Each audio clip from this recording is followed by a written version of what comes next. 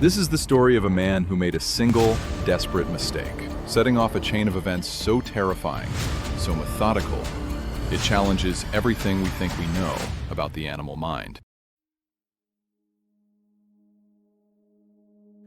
In the vast, frozen wilderness of Russia's Far East, there's a forest the size of a country. It's a place where the line between myth and reality can get razor thin. This is the taiga, a realm of crushing cold and deep silence, ruled by an ancient and powerful predator, the Amur tiger. For centuries, the native Udage people have lived by one simple rule: leave the tiger alone, and it will leave you alone. It was a truce born from a mix of respect and fear, a fragile peace that held for generations. But in the winter of 1997, that truce was shattered. This is Monochrome Documentaries. We bring you real stories from life's edge, tales of danger, courage, and the unbreakable human spirit. So subscribe to step into stories that defied all odds. Now let's dive back into this thrilling story. This all started when investigators were called because Vladimir Markov had not been seen for days, and someone had found his cabin badly damaged and the yard smeared with blood. When the investigators reached the remote snow-covered cabin, they expected a scene of chaos. What they found instead looked like a deliberate, almost personal demolition. But the man himself was gone. It wasn't until they followed a faint trail from the ransacked hut that they began to piece together the horrifying truth of his final hours. All that was left of Vladimir Markov were the bloody stumps of his legs, still inside his boots, a severed hand, and a faceless head, gnawed clean. The investigators, men who were used to the brutality of the wild, knew this was no ordinary animal attack. This was something else. This felt personal. It was a story that would become a legend in the region, a chilling account of what happens when the hunter becomes the hunted.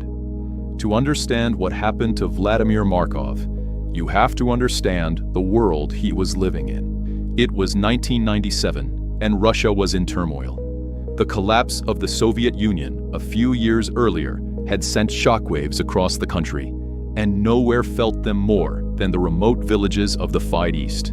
The state-run industries that were the lifeblood of these communities had vanished almost overnight, leaving millions of people jobless and desperate. For many, like Markov, a beekeeper with a family, survival meant turning to the only resource left, the forest. And in that forest, the most valuable prize was the tiger. Poaching became a grim necessity for a lot of people, just a way to feed their families in a world that seemed to have forgotten them. Some estimates suggest that between 1992 and 1994, a quarter of Russia's entire wild tiger population was killed, its parts sold on the black market for traditional medicine. This was the dangerous, desperate world Vladimir Markov lived in. By most accounts, he wasn't an evil man, just someone pushed to the edge, forced to make a living in a lawless land where the line between right and wrong had become hopelessly blurred. The Amur tiger, often called the Siberian tiger, is an almost mythical creature. It's a super predator, the largest cat on Earth, capable of growing over 10 feet long and weighing more than 600 pounds. They are ghosts of the forest, incredibly smart and able to survive in one of the planet's harshest environments. For generations, the indigenous people of the region, like the Udage and Nanai, coexisted with these animals. They saw them not just as predators, but as sacred beings, spirits of the taiga. There was an unwritten rule: you don't steal from a tiger, you don't challenge a tiger. You show respect, and you'll get it back. Vladimir Markov was about to break that rule in the worst way imaginable. One freezing day in December 1997, while checking his traps, Markov found something that made his heart race: the massive tracks of an adult Amur tiger in the snow. He followed them. For a man on the brink, a tiger was a payday, a ticket to a better life. Soon, he found the tiger itself, feeding on a wild boar it had just killed. Markov raised his rifle. He fired. He didn't kill it, but he wounded it. The massive cat, shocked and in pain, vanished into the woods. And then Markov made his second mistake, the one that sealed his fate. He walked over to the dead boar, the tiger's hard-won meal, and stole a piece of it for himself and his dog.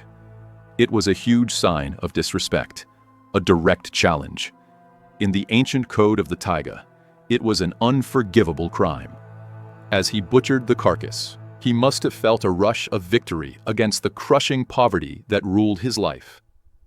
But what Markov didn't know was that the tiger hadn't just run away. It wasn't just nursing its wound. It was watching. It was learning. And it was remembering his scent. Markov had just started a countdown to his own death. The hours and days that followed Markov's decision are what turned this story from a tragic accident into a psychological thriller.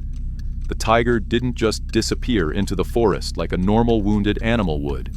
Instead, it began a campaign of what can only be described as methodical, targeted revenge.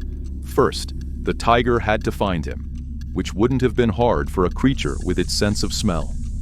The scent of Markov, his dog, his cigarettes, and the stolen meat would have been a blazing trail in the snow. The tiger followed it right back to his small, isolated hunting cabin. Luckily for Markov, he wasn't there. So the tiger started to dismantle his life, piece by painstaking piece. It didn't just break into the cabin right away. It started with everything outside that carried Markov's scent. It tore apart his woodshed. It shredded his empty grain sacks. It ripped to pieces anything and everything that smelled of the man who shot and robbed it. This wasn't a hungry animal looking for food.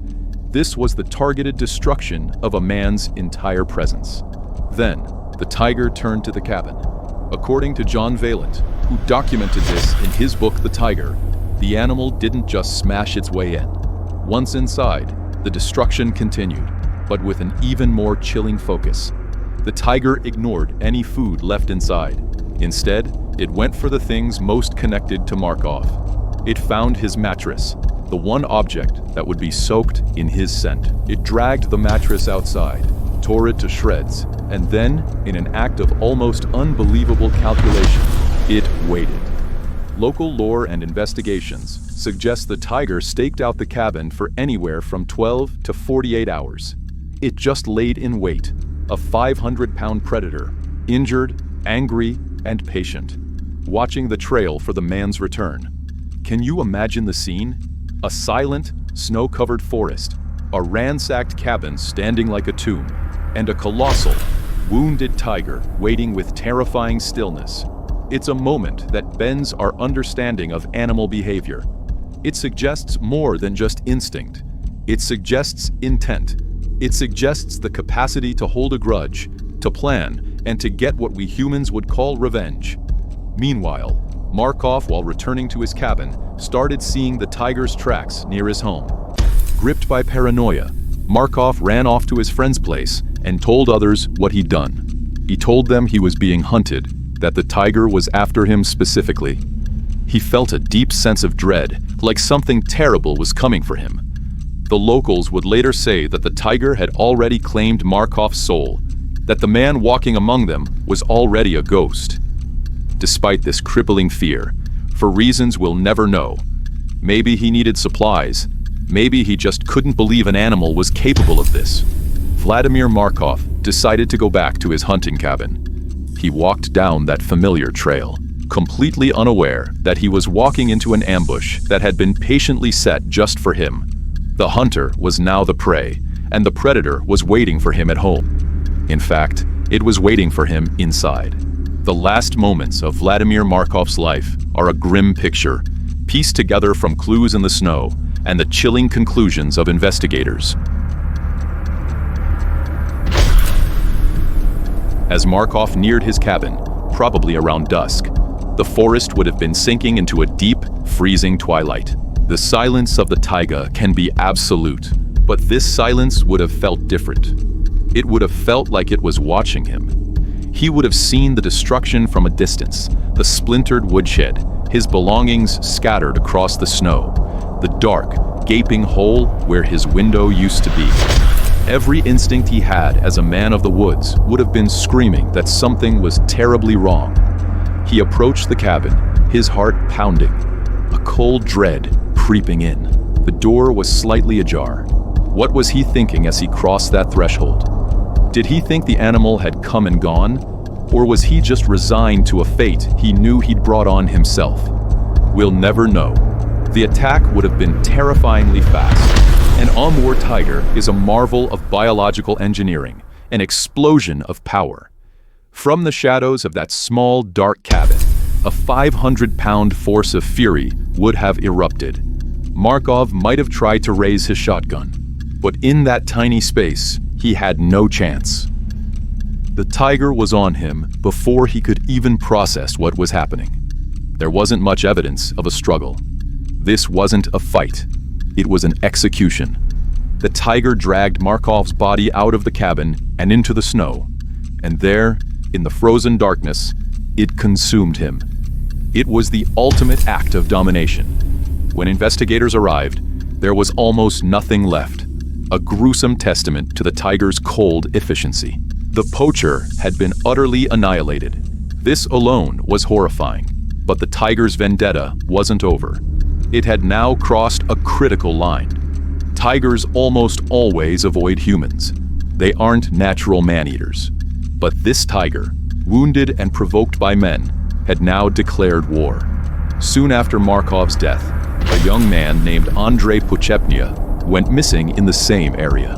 When the search party found his last known location, another remote cabin, they discovered a scene eerily similar to Markov's. The tiger had once again gotten into a cabin and waited. For Puchepnia, the end was just as swift and final. All they found was a heap of blood-soaked clothing, his empty boots, a watch, and a crucifix lying untouched in the snow. The tiger had killed again. A man-eater was officially on the loose, but one with a terrifying pattern. It seemed to be targeting hunters and using their own cabins as traps. The community was paralyzed with fear. Poachers who once roamed the forest without a second thought now fled, terrified they'd be next. The message was clear. The ancient truce was broken, and the forest itself was fighting back. With a second man dead and a community in terror, the call went out. The job fell to a man named Yuri Trush, the leader of a special unit called Inspection Tiger, formed to combat the rampant poaching that was wiping out tigers. They were a kind of wilderness SWAT team. Their mission was usually to protect tigers from men, but now they had to hunt and kill one of the very animals they were sworn to protect to save human lives. Yuri Trush was the perfect man for the job, a seasoned veteran of the taiga, who understood the forest and its animals better than almost anyone. He and his team loaded up their old army truck and headed straight into danger. They weren't just hunting any tiger. They were hunting an animal that was injured, strategic, and actively hunting men. They were walking directly into its territory. The investigation was incredibly tough. The locals, used to distrusting authority, were reluctant to talk. But as Trush pieced together the evidence, the tracks, the ransacked cabins, the stories of Markov's paranoia, a terrifying picture emerged.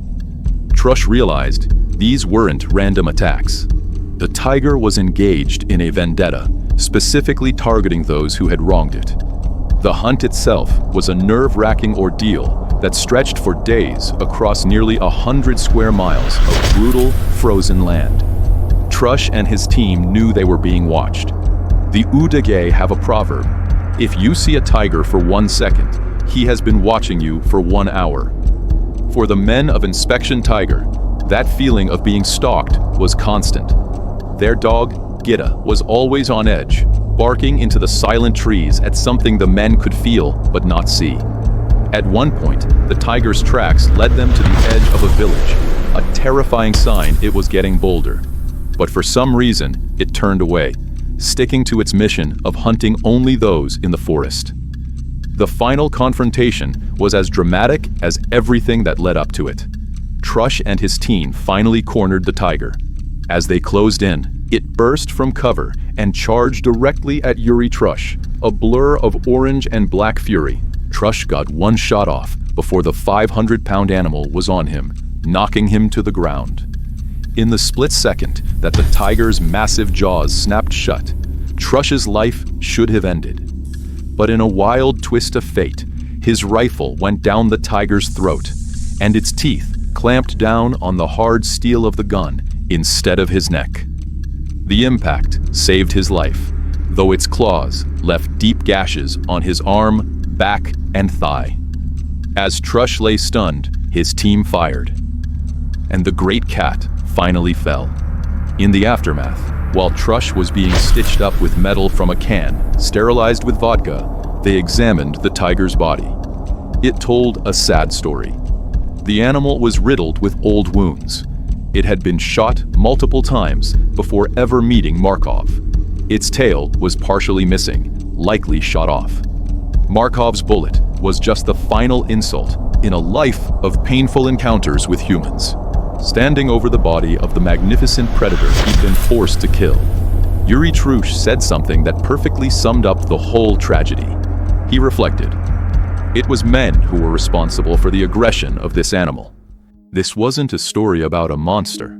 It was a story about an animal pushed too far, a creature that, in its own way, had sought a terrible and precise justice." The story of Vladimir Markov and the vengeful tiger is a powerful reminder that the wild has its own rules, and breaking them has consequences. It forces us to look at the animals we share the planet with and wonder what they're really thinking and feeling. The incident of December 1997 has become a modern legend, a stark cautionary tale. It's a gripping story where human desperation, a conservation crisis, and natural history all collide. For the scientific community, the tiger's behavior offers a rare, unsettling glimpse into complex animal thinking, challenging our assumptions about premeditation and emotion in non-human minds. Zoologists and authors who've studied the case often agree that it's hard to look at the evidence, the stalking, the destruction of personal items, the patient waiting, and not see it as a clear story of vengeance. For conservationists, it highlights the desperate need for effective anti-poaching efforts and for preserving the wild spaces these magnificent animals need to survive. In the years since, conservation in the region has improved, but the Amur tiger's future is still on thin ice, and the potential for conflict is always there. But at its heart, this is a chilling and deeply human story. It's about a man, Vladimir Markov, who was a product of his difficult times and made one fatal mistake. And it's about an animal that responded with terrifying clarity, an animal that didn't just kill, but systematically unmade a man's world before ending his life.